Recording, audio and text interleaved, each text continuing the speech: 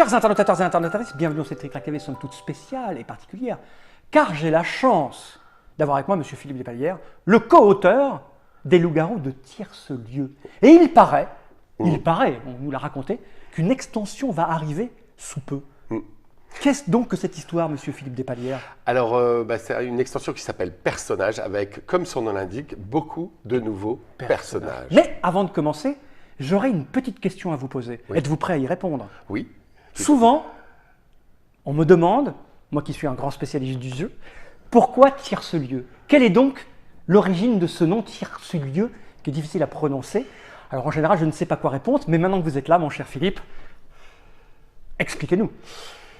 Eh bien, beaucoup de gens, cher monsieur le spécialiste du jeu, beaucoup de gens pensent que Tierce-Lieu est un nom inventé parce qu'il est joli. Oui, c'est vrai. Hein? Et que nous avons voulu faire un titre long parce que c'était plus joli, un titre long avec le mot Tierce-Lieu. Oui. Les gens pensent ça, et Les gens ils ont pensent ça. tort. D'autre part, il y a des gens qui vont sur Google pour essayer de taper Tierce-Lieu pour voir si c'est une ville existante et ils ne le trouvent pas.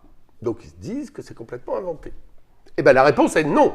C'est une vraie ville. Tierce-Lieu était un petit hameau, donc c'est pas une commune, donc ils ne l'ont pas trouvé. D'accord, ah oui, elle n'est pas référencée. C'est un hameau. D'accord. Dans la commune, il y a 3 hameaux, dont un hameau s'appelle Tierce-Lieu. Pour les spécialistes des loups-garous, je vais dire que la commune, ça s'appelle Montolivet. Et il y a 3 hameaux. Il y a le hameau de Montolivet, le hameau de Tierce-Lieu et le hameau des Aulnettes.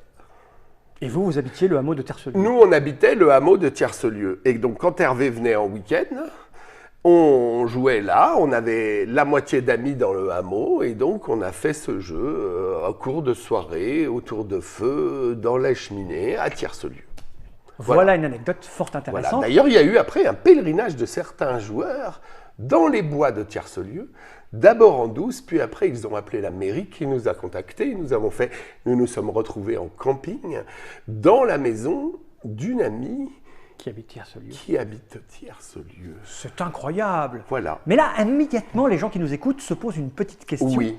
Quelle est la prochaine carte? Exactement. De quoi donc il est question? Alors, nous avons une carte qui, elle est très jolie, elle est très intéressante. Elle s'appelle la Servante dévouée. La servante dévouée. Et là, j'ai envie de dire, monsieur Philippe Despalières, Oui. bon, c'est un joli nom, c'est vrai. Mais qu'est-ce que cette servante fait pendant le jeu? Qu'est-ce qu'elle apporte? Alors, la Servante dévouée, c'est encore un fantasme de joueur.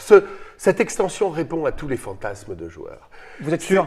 Oui, vous allez voir. Même les plus sales? Oui. Ce fantasme de joueur, c'était de pouvoir changer de rôle au cours de la partie. C'est bien sûr impossible. Mais pour ça, chers joueurs, au fantasme exacerbé, nous avons inventé, Hervé et moi-même, la Servante dévouée. La Servante dévouée, c'est un personnage qui peut se dévouer à la place de quelqu'un qui va se faire éliminer. C'est-à-dire, je ne comprends pas très bien. Alors admettons, vous êtes en pleine discussion et puis tout le village est en train de vous dire vous devez être un horrible loup-garou, vous allez être éliminé, monsieur Fall. Et moi, j'ai pitié de vous et je suis la Servante dévouée. Personne ne le sait. Et donc, j'ai le droit de dire, mais je suis sa servante, ne le tuez pas, c'est moi la coupable, je vais mourir à sa place. En fait, je montre ma carte servante qui meurt à sa place et je prends la vôtre. D'accord. Et je deviens votre personnage. Mais moi, je suis mort quand même. Vous êtes un joueur, donc vous êtes de toute façon jamais mort. Ouais, d'accord, enfin, je suis éliminé. Mais voilà, c'est ça. En fait, la servante dévouée, c'est... Elle pique le rôle. Elle pique le rôle de l'autre. Et si c'est un loup-garou? Elle devient loup-garou, mais les gens ne le savent pas. Mais non, voilà. Ah, d'accord, c'est fin, subtil, c'est Et fourbe. voilà, donc la servante dévouée, c'est une bonne manière de récupérer le rôle de quelqu'un, de changer de rôle. Et par contre, il y a plein de contraintes. Vous regarderez bien sur le site et sur la règle, il y a plein de contraintes pour quand on a un rôle de loup-garou, notamment, pour savoir ce qui se passe, etc. Voilà, c'est la servante dévouée. Merci Philippe Despalières pour cette petite anecdote fort amusante et fort culturelle sur le hameau de Tierce-Lieu et sur les explications de cette petite carte, la servante Dévouée. dévouée, avec plein de dévotion. Et maintenant,